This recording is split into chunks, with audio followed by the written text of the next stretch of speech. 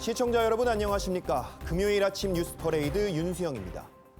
대전 오월드 동물원을 탈출했던 늑대 늑구가 9일 만에 무사히 집으로 돌아가게 됐습니다. 어젯밤 신고를 받고 출동한 수색 당국이 추격전을 벌인 끝에 오늘 새벽 마취총으로 늑구를 생포하는 데 성공한 겁니다. 늑구의 건강 상태도 다행히 양호한 걸로 알려졌습니다. 이상배 기자입니다. 사람들이 축 늘어진 늑대 한 마리를 들고 평지로 올라갑니다. 평지로 가죠, 평지로. 평지로 가요. 이동용 우리로 옮기자 별다른 저항 없이 금세 잠에 빠져듭니다. 대전 오월드 동물원을 탈출했던 늑대 늑구의 생포 직후 모습입니다. 늑구는 지난 8일 대전 오월드에서 탈출한 뒤 9일간 수색당국과 쫓고 쫓기는 탈주국을 이어왔습니다. 지난 14일에는 동물원 인근 야산에서 발견돼 포획 직전까지 갔지만 포위망을 뚫고 달아났습니다. 이동 경로를 보여주는 앱까지 만들어질 만큼 전 국민의 관심을 받았던 늑구의 탈주국은 오늘 새벽 0시 40분쯤 막을 내렸습니다. 어제 오후 5시 30분쯤 오월드에서 1km 떨어진 뿌리공원 인근에서 늑구를 목격했다는 신고를 받은 수색당국은 집중 수색 끝에 대전시 중구 안영동 안영 IC 인근에서 늑구를 발견했습니다. 이후 마취총을 준비한 후 조심스럽게 접근했고 수의사 입회하에 늑구를 생포해 동물원으로 옮겼습니다. 대전시는 SNS를 통해 맥박도 체온도 모두 정상이라며 생포 영상과 사진도 함께 공유했습니다. 동물원 측은 늑구의 건강을 정밀 검진한 뒤 별도의 격리 공간에서 늑구를 관찰하며 점진적으로 무리에 합류시킬 계획입니다. TV조선 이상배입니다. 법원이 유튜버 전한길 씨에 대한 구속영장을 기각했습니다. 이재명 대통령과 개혁신당 이준석 대표에 대한 허위사실 유포 혐의로 영장이 청구됐는데 법원은 도주 우려가 없다고 판단했습니다. 류태영 기자가 보도합니다. 유튜버 전한길 씨가 서울 영등포경찰서 유치장에서 풀려납니다. 법률과 그리고 양심에 따라서 이렇게 구속영장 기각을 해주신 것에 대해서 아직 사법부가 살아있구나, 양심이 살아있구나. 법원이 전 씨에 대한 구속영장을 기각했습니다. 서울중앙지법은 증거인멸이나 도망할 염려가 있다고 보기 어렵다며 이유를 밝혔습니다.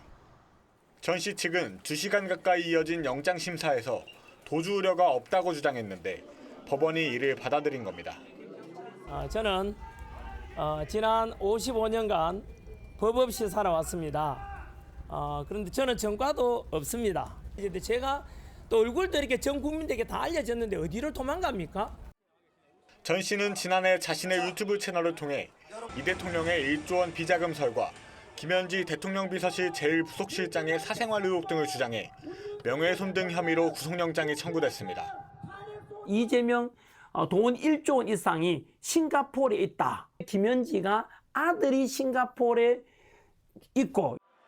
전 씨는 또 자신의 유튜브에서 이준석 대표가 미국 하버드대에서 경제학을 복수 전공한 것은 거짓이라고 주장했다가 고소당했습니다. 경찰은 전 씨를 3차례 불러 조사한 끝에 명예훼손 사건에는 이례적으로 구속영장을 신청했지만 법원이 기각하며 제동이 걸렸습니다. 경찰은 영장 기각 사유를 검토한 뒤 구속영장 재신청 여부를 결정할 방침입니다. TV조선 류태영입니다. 이스라엘과 레바논이 열흘간 휴전에 합의했습니다. 이번 휴전 합의가 미국과 이란의 종전 협상에도 긍정적인 영향을 미칠 수 있을지 주목되는데요. 트럼프 미국 대통령은 이르면 이번 주말 이란과 2차 대면 회담을 할 수 있다고 밝혔습니다. 임희원 기자입니다. 백악관에서 기자들을 만난 트럼프 미 대통령은 이란과의 협상 타결에 자신감을 드러냈습니다. 이란이 핵무기 포기와 농축 우라늄 반출에도 동의했다며 합의에 매우 근접했다고 주장했습니다. 그러면서 이르면 이번 주말에 2차 대면 협상이 열릴 수 있다고 전망했습니다. Probably, maybe over the weekend. If the deal is signed in Islamabad, I might go. 앞서 트럼프 대통령은 SNS를 통해 이스라엘과 레바논의 휴전 합의 소식을 알렸습니다. 조셉 아운 레바논 대통령, 베냐민 네타냐후 이스라엘 총리와 통화를 했다며 미 동부 시간 16일 오후 5시, 우리 시간으로 오늘 오전 6시부터 양국이 열흘간 휴전한다고 밝혔습니다. 트럼프 대통령의 발표 이후 나와프 살람 레바논 총리는 휴전을 환영한다는 메시지를 SNS에 올렸고 네타냐후 총리도 휴전을 수용한다고 말했습니다. והסכמתי לפסק זמן, או יותר נכון, להפסקת אש זמנית של 10 ימים, כדי לנסות לקדם את ההסכם שהתחלנו לדון בו עם פגישת השגרירים בוושינגטון. 다만 네타냐후 총리는 휴전 기간에도 이스라엘군이 레바논 남부에서 철수하지 않을 거라고 강조했습니다. 레바논의 친이란 무장정파 헤즈볼라는 이스라엘군이 잔류할 경우 저항권을 행사하겠다는 논평을 냈습니다. TV조선 임희원입니다. 수도권 아파트 전세 매물이 실종했다는 소식 계속 전해드렸는데 전세를 구하던 사람들이 이제는 오피스텔로 발길을 돌린 듯합니다. 오피스텔 전세값이 부동산 화랑기였던 2021년 이후 최고치를 기록했습니다. 송병철 기자입니다. 지하철 4개 노선이 만나는 공덕역 인근의 한 오피스텔. 600세대에 달하지만 전세 매물이 한 건도 없습니다. 저는 지방에서들이 갈 데가 없으니까 작은 사람들 그러겠죠. 교통도 물론 좋은데 살기 편안하고. 서울 양천구의 한 오피스텔은 전용 96제곱미터형 전세값이 5개월 만에 2억 원가량 오른 11억 원을 기록했습니다. 올해 1분기 서울 오피스텔 전세값은 0.24% 상승했습니다. 임대차 입법 시행 이후인 2021년 4분기 이후 4년 3개월 만에 가장 많이 오른 겁니다. 전문가들은 아파트 전세난이 불러온 일종의 풍선 효과라고 분석합니다.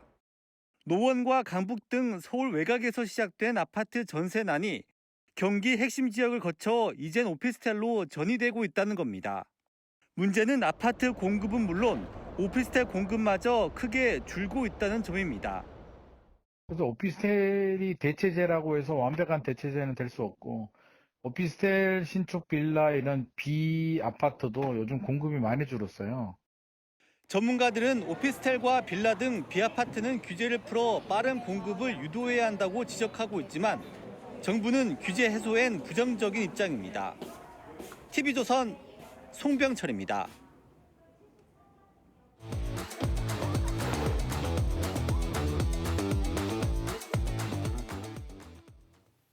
화제가 된 사건 사고 소식 짚어보는 아침의 이슈 시간입니다. 최진영 변호사, 조연산 변호사와 함께 이야기 나눠봅니다. 안녕하세요. 네, 안녕하십니까.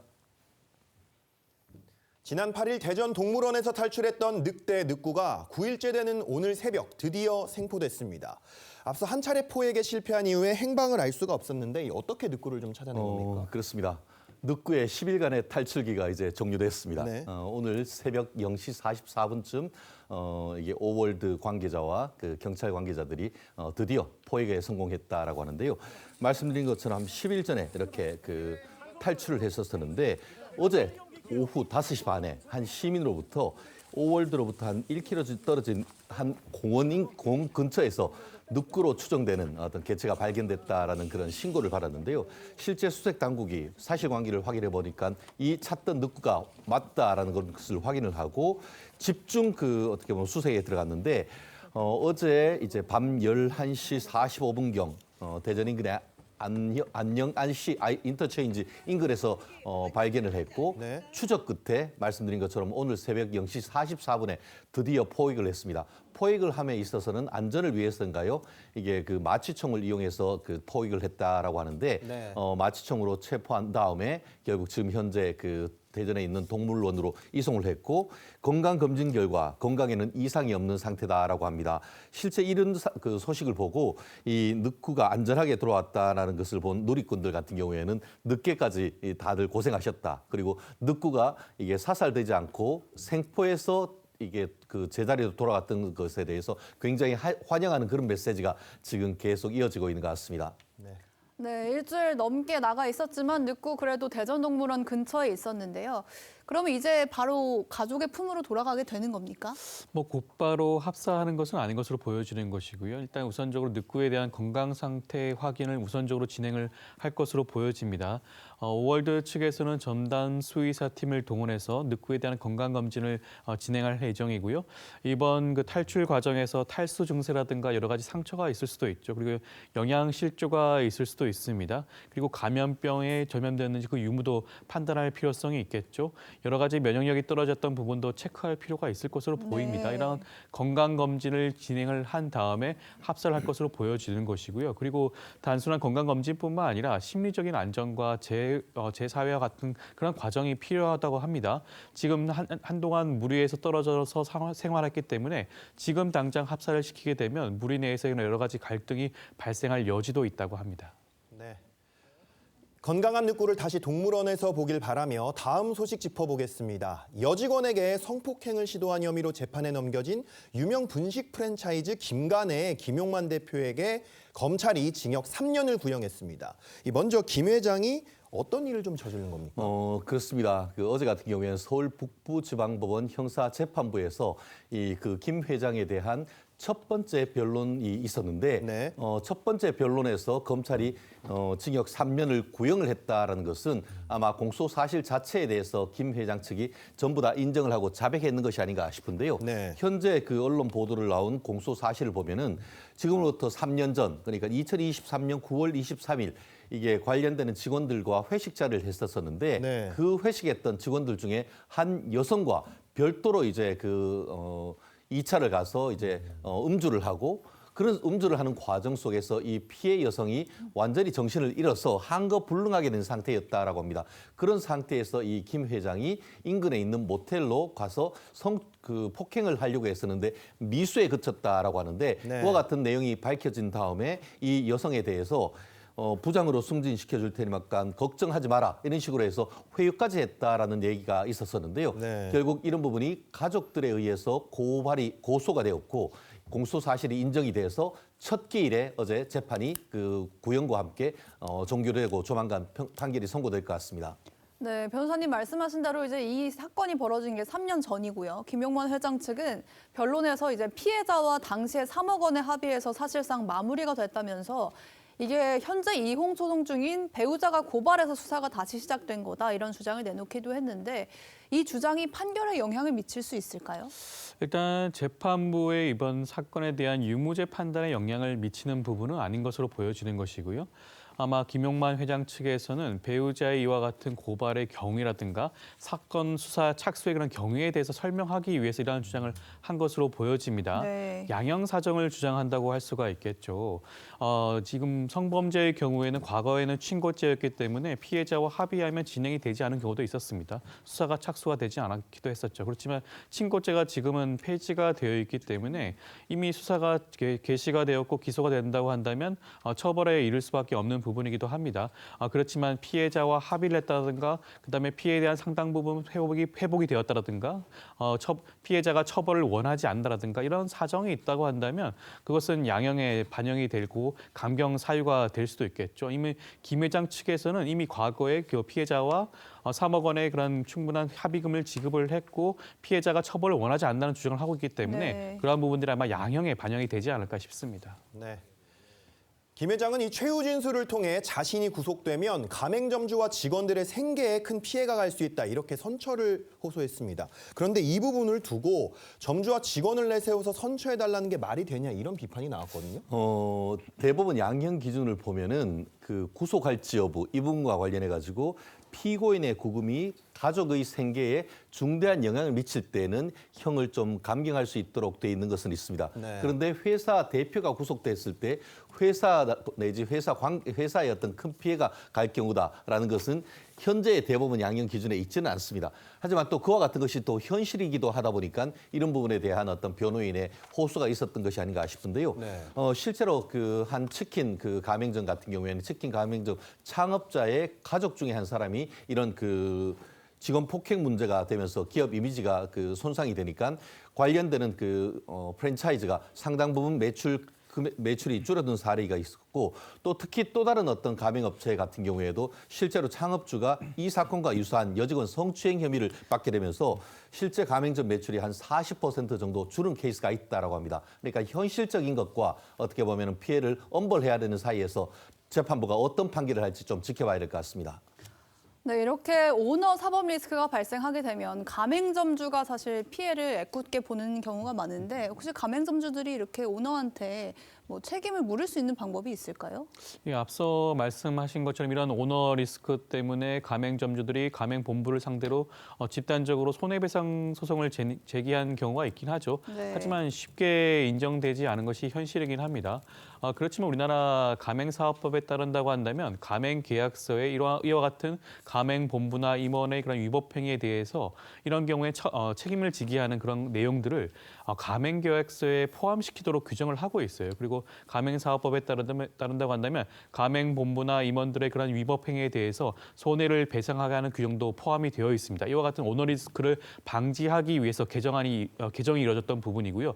징벌적으로 피해액의 3배까지 손해배상을 하도록 하는 그런 규정까지 포함이 되어 있습니다. 그렇기 때문에 만약 오너 리스크라든가 가맹본부의 잘못으로 위법 행위로 가맹점주들이 피해를 입는다고 한다면 그 피해의 인과관계를 확인을 하셔야겠죠.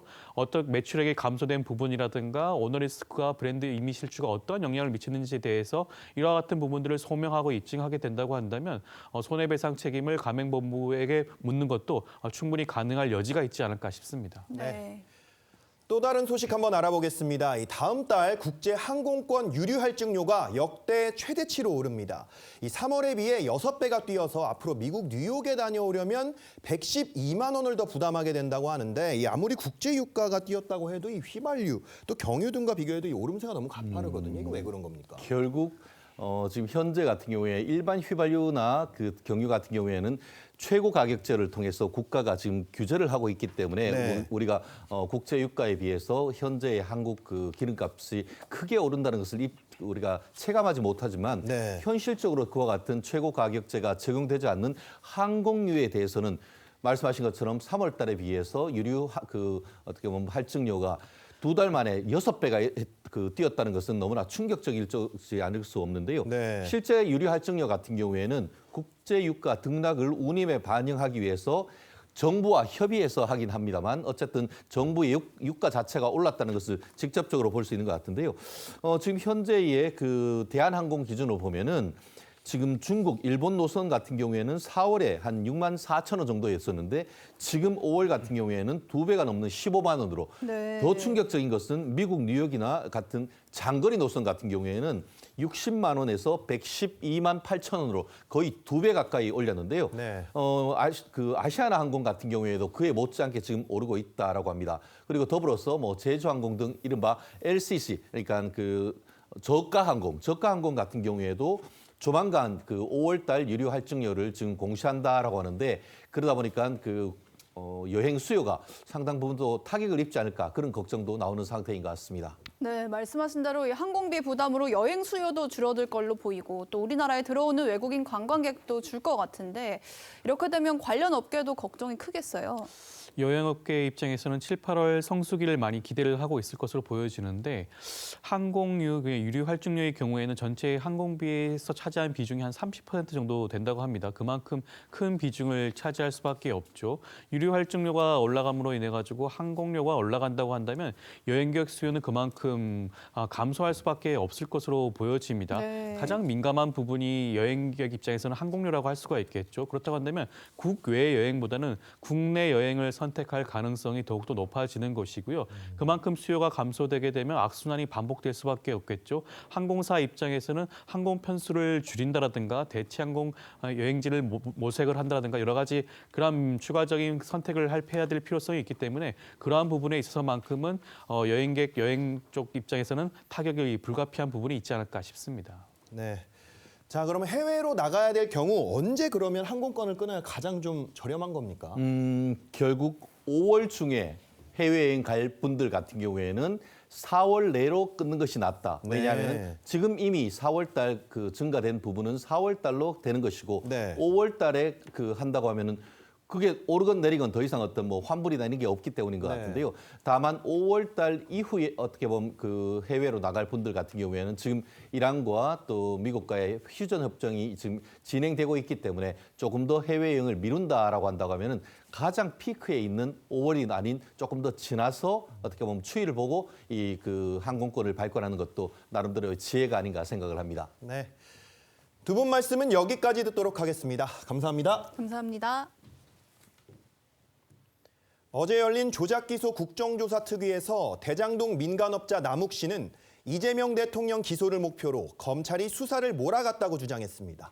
당시 수사를 담당했던 검사들은 사실 무근이라고 반박했는데 남 씨의 주장과는 상반되는 취지의 당시 발언이 담긴 녹음 파일도 공개됐습니다. 고승현 기자입니다. 대장동 민간업자 남욱 씨가 청문회 증인석에 앉습니다. 남 씨는 2022년 9월 구속 상태였는데 서울중앙지검 구치감에 긴급 체포돼 이재명 대통령에 대한 불리한 진술을 하란 압박을 받았다고 주장했습니다. 본인이 배를 갈라서 장기를 다 꺼낼 수도 있고 우리 목표는 하나다. 내려가서 잘 생각해봐라. 하지만 당사자로 지목된 정일권 검사는 강압이 없었다고 반박했습니다. 목표가 어떤 것이다라는 말을 한 적은 없습니다. 실제 진실에 부합하는 사실관계를 확인하겠다 이런 이야기만 했을 뿐입니다. 진짜 뻔뻔하시네요. 지금 당한 사람은 기억을 다 한다니까요. 국민의힘은 정권이 바뀌자 남 씨가 진술을 뒤집은 뒤 항소 포기로 막대한 수익을 챙겼다는 점을 꼬집었습니다. 11만 1000% 수익을 얻었어요. 단군 이래 최대의 민관이 함께한 부패 범죄의 수혜자입니다. 민주당 전 권리당원인 유튜버 백광현 씨도 남 씨의 주장을 정면 반박하는 녹취록을 공개했습니다. 내가 많은 얘기를 했는데 그 당시에 중간에 계속 이 담당 검사가 조서에 남기면 불려 올라가서 또 내려와서 지우고 얼굴이 뻘거더라고 얘가. 그리고 시나리오 안 맞거든. 남 변호사가 문재인 정부 시절 일기 수사 과정에서 충분히 진술했는데도 검찰 윗선에서 핵심 진술을 삭제, 무마하려 했다는 겁니다. 이런 가운데 민주당이 대장동 키맨이었던 유동규 전 본부장의 증인 채택을 거부하면서 청문회에선 진실을 규명하는 데 한계가 있었습니다. TV조선 고승현입니다.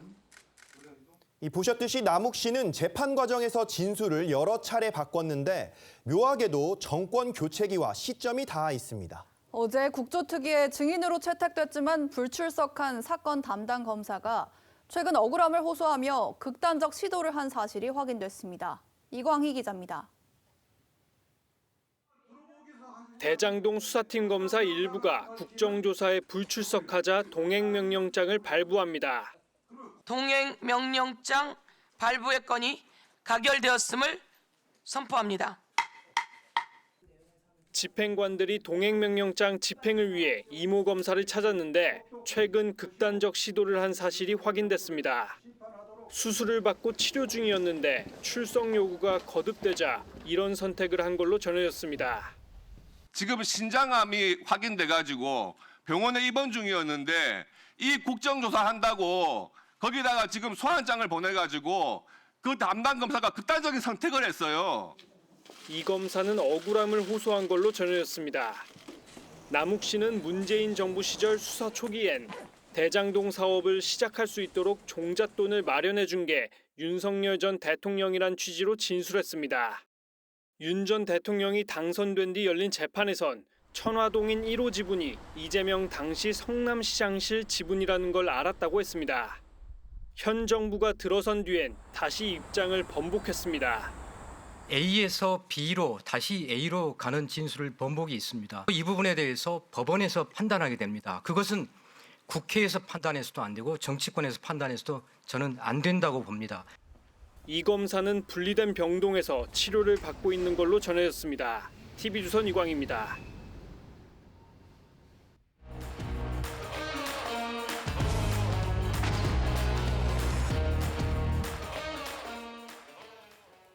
정치권 소식 짚어보는 아침의 맞수 시간입니다. 박경미 더불어민주당 전 대변인, 노동일 파이낸셜 뉴스 주필 나오셨습니다.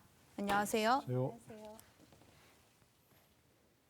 대장동 사건을 둘러싼 검찰의 조작기소 의혹 청문회에 당시 수사를 지휘했던 이원석 전 검찰총장이 증인으로 출석했습니다. 영상 먼저 보고 오겠습니다. 총장으로 취임한 이후에 윤석열 당시 대통령과 단 한 차례도 만나거나 통화하거나 문자나 메신저를 문재인 정부에서 다 시작돼서 저희들한테 넘겨온 잔여 사건이었지. 입법부가 사법부의 판결이 이렇게 개입한 적이 있었습니까? 헌법과 법률에 어긋난다. 김용 부원장에 대해서 대법원에 무죄 판결을 선고하라고 하시는 걸 봤습니다. 이걸 보면 명확하게 재판에 관여할 목적이라는 걸. 이원석 전 총장, 대장동 사건은 문재인 정부에서 넘어온 거지 새로운 수사가 아니다. 이 대통령을 향한 표적 수사라는 여권의 주장을 반박했습니다. 오히려 민주당이 주도하는 국정조사 자체가 위법이라고 강하게 비판을 했는데 이 부분에 대해서 좀 어떻게 들으셨습니까? 네, 그건 뭐 사실관계에 부합하는 얘기입니다. 저희가 다시 한번 기록을 살펴봤더니요. 네. 그 대장동 수사는 2021년 9월 달에 본격화됐습니다. 이런 기사가 나옵니다. 2021년 9월 29일에 경기 남부경찰청이 38명 규모의 대장동 전담팀을 구성했다. 네. 그게 문재인 정부 시절 아닙니까? 그렇죠? 네. 그렇고 또 그 쌍방울이 이재명 지사의 그 선거 변호사비, 선거법 위반 변호사비 의혹을 네.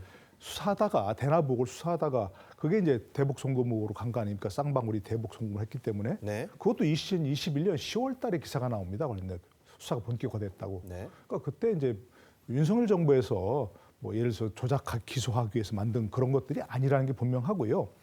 또 한 가지 그 국정감사 및 조사법의 8조에 보면 국정조사는 진행 중인 수사와 재판에 관여할 목적으로 해서는 안 된다고 분명히 돼 있습니다. 네. 뭐 넓게 봐서는 이건 또 삼권분리 위반인 것이고요. 그렇기 때문에 기본적으로 이런 것들은 불법이고 위법인 국정조사인데 다 보시다시피 뭐 불법이냐 위법이냐 위헌이냐 이런 비판에는 아무 지금 관계없이 그냥 무조건 밀어붙이는 거 아니겠습니까? 이런 것들은 국회의원들이 해서는 안 되는 것이고 결국 나중에 봐서는 오히려 역풍으로 돌아올 것이라 생각합니다. 우리가 봤지 않습니까? 뭐 그 쌍방울 박용철 부회장 같은 경우 뭐 민주당의 불리한 발언을 공식적으로 공개적으로 하지 않습니까? 네. 결국은 역풍이 불 거라 생각합니다. 네, 이 전 총장 어제 작심 발언을 쏟아냈습니다. 윤 전 대통령과 수사하며 연락이 한 적 없다고도 했고 또 대장동 사건을 항소하지 않은 거나 정성호 장관이 대장동 수사검사 9명 감찰 지시한 거 납득할 수 없다고도 했는데 사실 여당을 직격한 거잖아요. 이 부분 어떻게 보셨어요? 아마도 이런 질문을 지금 주시는 이유는 이건 것 같습니다.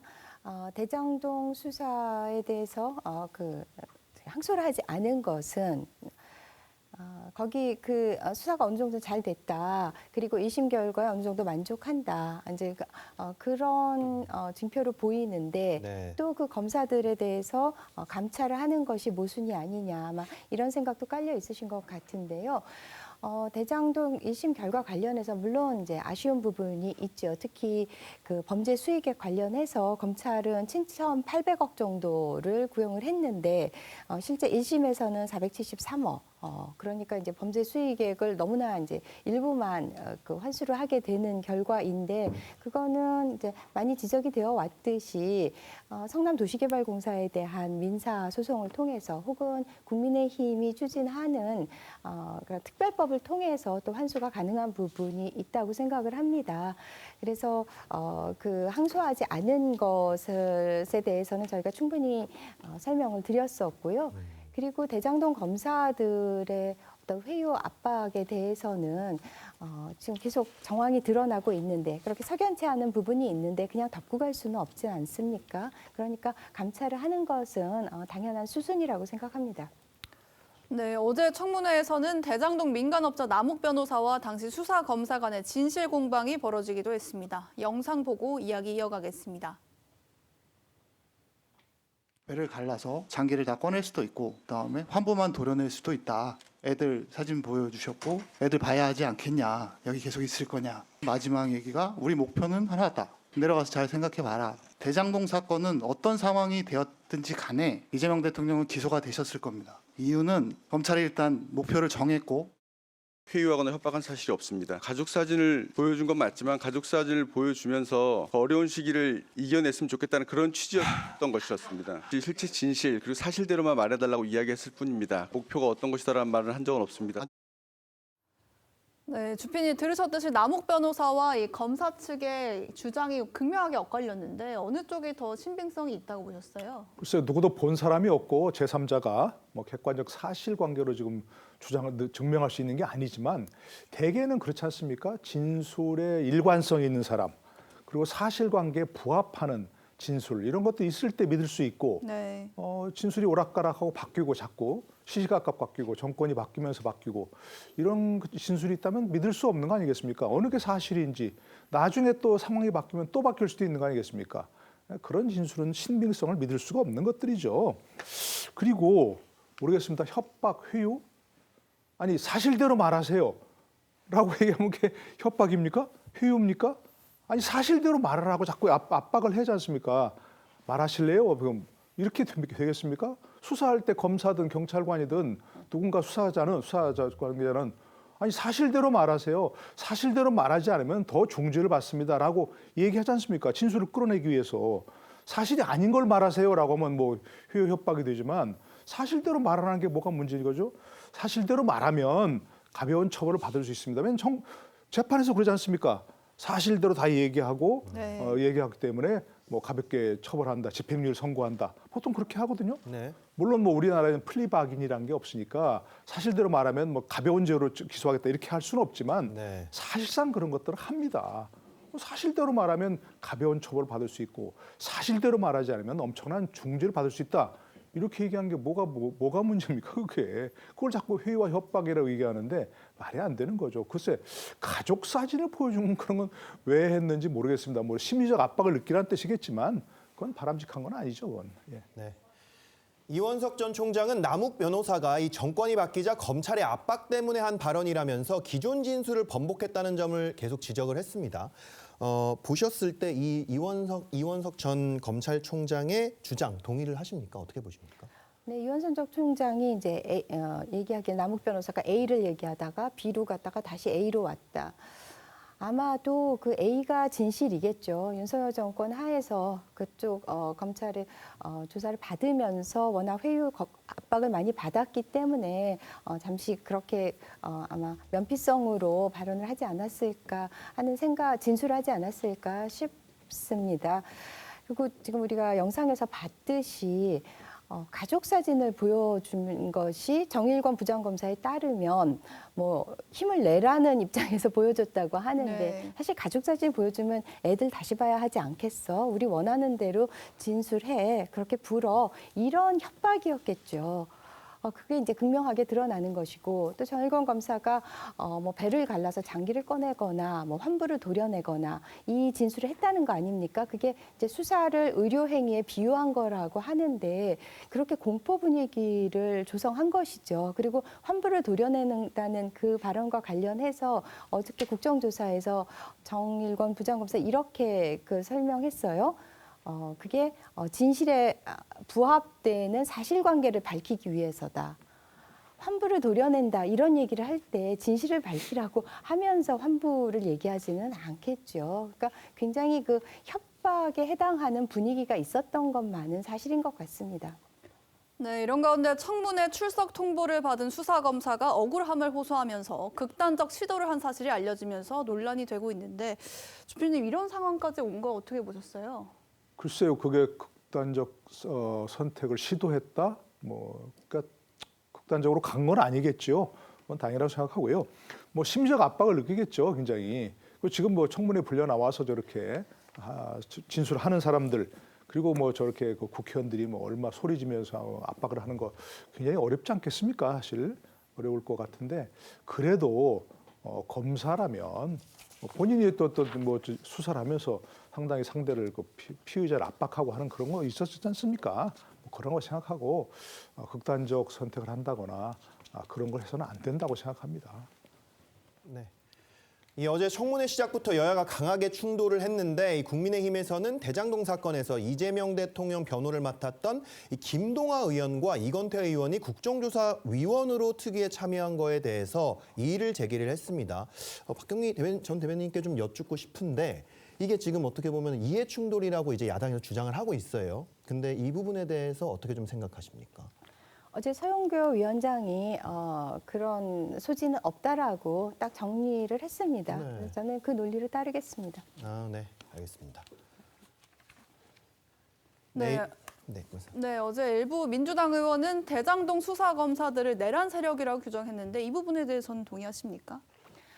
네, 그 검사들이 뭐 12.3 내란을 같이 공모하고 그랬다는 의미라기보다는 윤석열 정권에 부역하면서 윤석열 대통령이 원하는 그런 수사, 하명 수사를 하는데 일조했다라는 측면에서 광의로 내란 세력이라고 규정할 수 있다고 생각합니다. 다음 소식 짚어보겠습니다. 이 더불어민주당의 6.3 지방선거 광역지방자치단체장 후보 경선에서 친정청래계의 약진이 두드러지는 가운데 정 대표는 전국을 누비며 새몰이에 나섰습니다. 정 대표 이야기 잠시 듣고 오시죠. 요 떡은 못 보던 떡인데. 찹쌀 꿀떡이래요. 꿀떡. 한번 드시고 있어. 이게 찹쌀 꿀떡이에요? 네. 제가 그럼 이걸 꿀떡 먹겠습니다. 실제로 강원도 현장을 다녀보니까 진짜로 파란 바람이 불고 있었습니다. 근데 어제 부산에 가니까 부산에도 파란 바람이 상륙해 있더라고요. 부산이 확실히 파란 바람이 강하게 불 조짐을 보이고 있다, 이런 생각이 들었습니다. 이 민주당이 현역인 광역자치단체가 5곳이었는데 여기 후보가 모두 물갈이가 됐습니다. 경기, 광주 전남이 이제 통합이 됐죠. 전북, 제주 등인데 이 현역을 누르고 새로 선출된 후보들 뭐 비슷한 점이나 특징 같은 게 있다고 좀 보십니까? 경기 추미애 정킹 생략합니다. 네. 광주 전남 민영배, 뭐 전북 이원태, 또 뭐 근데 현역 민주당은 아니지만 충남도 박수현 의원이 후보로 됐지 않습니까? 대개 뭐 친청계로 분리되는 분들인 것 같고 공통점이라면 대부분 이제 강성 지지층 입맛에 맞는 발언을 많이 하거나 그런 행보를 보인 분들이죠. 근데 바로 이런 걸 노리고 이런 걸 목표로 하고 바로 정청래 대표가 이른바 당원 주권으로 1인 1표 당원을 개정을 밀어붙인 거 아니겠습니까? 과거에는 이제 뭐 대의원들이 많이 있어갖고 대의원들이 이제 거의 60표 이상의 60표 표를 행사하고 일반 당원들은 한 표만 표를 행사하는 그런 것이었는데 그걸 이렇게 바꾼 이유가 뭐겠습니까? 결국 강성 당원들이 더 목소리를 크게 낼 수 있도록 그렇게 1인 1표제 이른바 당원 주권을 목표로 하는 그런 거 아니겠습니까? 바로 그것이 지금 이런 데서 강력한 효력을 발휘했다고 생각합니다. 네, 사실 유권자들에게는 현역 단체장이 더 익숙하다 보니까 현역 프리미엄 효과라는 말도 있는데 물론 뭐 일부러 바꾼 건 아니고 경선을 통해서 바뀐 거긴 하지만 그렇다고 해도 이런 현역 프리미엄 효과를 누리기 어려워진 건데 본선에서 가능성이 있다고 생각하십니까? 뭐 현역은 프리미엄도 있지만은 뭐 현역 피로감도 있죠. 뭐 여러 번 재임한 것이 아니더라도 한 번 했더라도 피로감이 있고 현역으로 한 게 뭐냐 이렇게 의문을 제기할 수 있잖아요. 네. 오세훈 서울시장의 경우 이제 4선을 하면서 10년 동안 그리고 이번에 이제 5선을 하는 건데 계속 나오는 게 10년 하는 동안 해놓은 게 뭐냐라는 측면이기 때문에 꼭 현역이 프리미엄만 있는 것은 아니라고 생각합니다. 네. 반면 이 국민의힘 같은 경우는 현역 단체장들이 대부분 무난하게 생존을 했습니다. 이정현 공관위원장 체제에서 공천 파동을 겪은 것 치고는 좀 의외의 결과로 보이거든요. 이 국민의힘의 선택은 어떻게 보십니까? 글쎄 뭐 어떻게 보면 의외일 수도 있고 저는 뭐 당연한 결과라고 생각합니다. 왜냐하면 이제 이정현 공관위원장이 뭐 감동적 경선을 치르겠다. 그러면서 현역 대폭 물갈이 할 것처럼 그렇게 했지 않습니까? 그런데 지금 뭐 다 아시다시피 뭐 여론상으로 보면 지금 현재 국민의힘이 엄청 불리한 구도고 거기다 또 뭐 공천 파동으로 국민의 지지율이 더 내려가고 있지 않습니까? 그런 상황에서 누가 어떤 뭐 비중이 큰 후보들 이런 사람들이 도전을 누가 하겠습니까? 현역 단체장들과 어떤 감동적 경선을 치르려면 그분들보다 더 비중이 크거나 아니면 비슷한 그런 체급의 후보들이 도전을 해야 되는데 지금 어려운 상황이라고 다 얘기하고 있는데 알고 있는데 누가 도전하겠습니까? 그러니까 지금 뭐 경선을 할 수도 없는 상황. 바로 그냥 뭐 현역 단체장들이 대부분 현역 그냥 공천 받았지 않습니까? 거기다가 경선해도 하나만한 그런 상황이 되는 것이고 그렇기 때문에 저는 뭐 거의 당연한 결과라고 생각합니다. 네, 민주당에서는 이 현역 단체장들이 대부분 공천을 받지 못하고 그 자리를 친정청래 후보들이 채웠습니다. 이 지방선거 이후에 1인 1표제로 치러질 전당대회에도 벌써부터 관심이 쏠리고 있는데 정 대표가 연임할 수 있다는 가능성이 있다는 얘기 벌써 나와요. 네, 그 합당이 무산된 후에 약간의 그 타격을 받기는 했지만 그 후에 이제 우리 그 공천 과정이 무난하게 전북을 빼고는 별 잡음이 없이 순조롭게 진행이 되고 있고 네. 또 2018년에 버금가는 압승이 지금 예상되기 때문에 정청래 대표가 아무래도 유리한 고지의 선거만은 사실인 것 같습니다. 근데 지금 계속 우리 그 친청 후보들이 됐다라고 말씀을 네. 하시는데 광주 전남의 경우 이제 민영배 후보가 됐잖아요. 근데 민영배 후보는 이제 친문에서 아까 친문이었죠. 그리고 이제 문재인 정부 청와대에서 일도 했고 그런데 이제 호남에서는 제일 먼저 또 이재명 대통령에 대한 지지 선언을 했어요. 그래서 친청이기도 해요. 그래서 이게 친청 후보들이 주로 됐다 이런 그 결론도 저는 좀 동의하기가 어려운 면이 있습니다. 알겠습니다. 이 지방선거와 함께 치러질 국회의원 재보궐선거 후보 공천에도 관심이 쏠리는데요. 부산 북갑에서 하정우 청와대 수석의 차출론이 나오고 있는데 일각에서 내년으로 보궐선거를 미루자는 주장도 나오고 있습니다. 이게 어떻게 가능할지 박수현 의원의 이야기 듣고 오시죠. 부산에 한동훈이 출마한다고 하지 않아요? 그러면 정말 이래서는 안 된다라고 해서 전략적으로 내년 4월 보궐선거를 당이 선택할 수도 있죠. 하여튼 그런 여러 가지가 종합적으로 당과 협의가 돼야 될 문제이다. 이 정청래 지도부가 하정우 수석 출마를 설득하고 있지만 결론이 나오지 않고 있습니다. 이런 가운데 이 야권의 당선을 막기 위해 전재수 후보가 5월에 사퇴를 해서 아예 내년으로 보궐선거를 미루자 뭐 이런 취지의 주장이 나오고 있는데 이게 가능성이 있다고 보십니까? 그래서 저는 지난주에도 이런 비슷한 얘기 할 때 네. 하정우 수석 출마 가능성이 높다 얘기했는데 그건 바람직하다는 얘기는 아닙니다. 그냥 네네. 그건 분석했을 때 그런 얘기고 좀 오히려 바람직하지 않다고 생각합니다. 하정우 수석 출마하는 게 차출하는 게 아니 지금 뭐 하정우 수석은 이른바 그 AI 3강을 위해서 민간 기업에 차출한 분 아닙니까? 네. 그리고 이재명 대통령 얘기하시지만 AI 문제야말로 정말 우리나라 국가의 미래를 좌우하는 문제 아닙니까? 근데 국회의원 한 자리 그것 때문에 그 억지로 또 차출한다? 그건 안 되죠. 그럼 명분이 없는 거죠, 사실은. 네. 그러니까 그래서는 안 된다고 저 일단 생각을 하고요. 네. 근데 그 보궐선거를 미루기 위해서 명분이 뭡니까? 한동훈 나오니까 거기 될까 봐 지금 그렇다는 얘기 아닙니까? 그거야말로 좀 어처구니 없는 명분이죠. 명분도 아니지만 보궐선거가 하려면 보통 이제 4월 30일까지 네. 사퇴를 해야 된다는 거 아니겠습니까? 사퇴 시한은 5월 4일이지만 그때 5월 4일 딱 하면 어려우니까 그리고 4월 30일 날 하면 4월 30일까지 보궐선거 자리가 나야 보궐선거를 같이 치를 수 있으니까 네. 그렇게 보통 하는데 만약 민주당에서 이렇게 한동훈을 막기 위해서 5월까지 뭐 사퇴를 미루라 이렇게 한다? 이건 정말 명분이 없는 거죠. 그러면 그 부산 북갑 유권자들은 내년 4월까지 거의 1년여를 자신들 대변할 사람이 없는 거 아닙니까? 맞습니다. 그게 말이 됩니까, 그게? 그 부산 북갑 유권자들이 화날 거 아닙니까? 그 전재수 후보의 꼼수도 아니고 민주당의 꼼수라면 그러면 오히려 전재수 부산시장 후보의 당선에 오히려 불리하지 않을까 저는 그렇게 생각합니다. 역풍 불 거 아닙니까, 바람이. 이게 뭐야, 그러고. 그런 것들이 저는 어느 것든 바람직하지 않고 원칙대로 하는 게 하정우 수석의 불출마도 원칙이 그게 맞는 거고 전재수 후보의 사퇴 4월 30일까지 하는 것도 저는 원칙에 맞다. 원칙대로 가는 게 맞다 생각합니다. 네, 아직까지 공개적으로 이제 재보궐을 미루자고 한 사람은 박수현 의원 한 명인데 이게 민주당에서 실제로 논의가 되고 있는 내용입니까?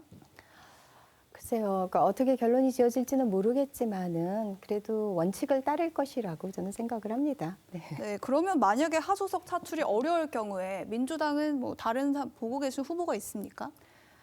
전재수 후보가 워낙 그 독보적인 존재였기 때문에 눈에 띄는 주자가 좀 없기는 하지만은 뭐 예를 들어서 부산에서 활동하고 있는 민주당 정치인도 많습니다. 이번에 전재수 후보랑 경선을 했던 이재성 지역위원장, 네. 제가 뭐 그분의 뜻이 어떤지는 모르겠고 논의가 어떻게 이루어지고 있는지 모르겠지만 다른 곳 지역위원장이지만 그런 또 민주당의 어떤 정치인들도 뭐 후보권에 들 수 있다고 생각을 합니다.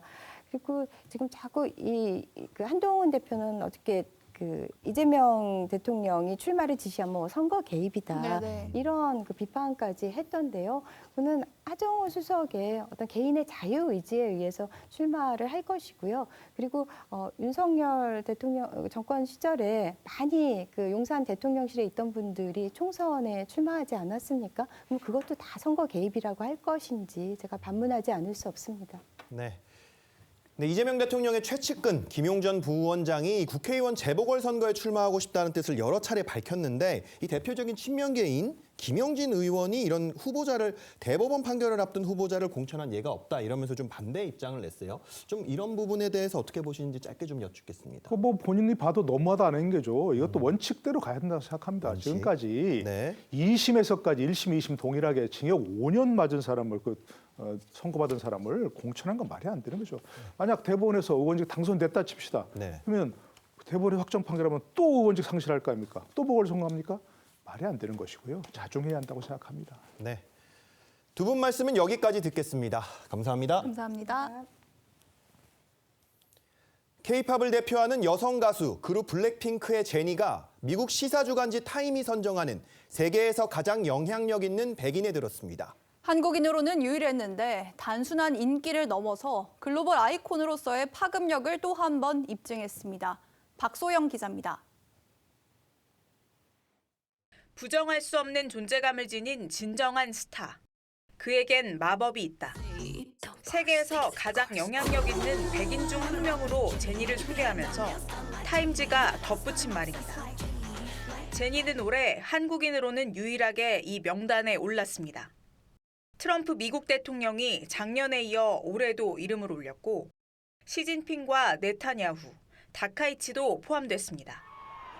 글로벌 스타로서 제니의 영향력은 각종 시상식과 차트에서도 드러납니다. 제니의 노래 드라큘라의 리믹스 버전은 올해 미국 3대 대중음악 시상식 중 하나인 아메리칸 뮤직 어워즈의 송 오브 더 서머 후보에 올랐습니다. 그룹으로도 블랙핑크가 베스트 여자 K-팝 아티스트 후보에 선정되면서 2관왕까지 기대할 수 있게 됐습니다. 지난해에는 제니의 첫 정규 앨범 루비가 미국 음악 전문지 롤링스톤이 선정한 최고의 앨범으로도 뽑혔습니다.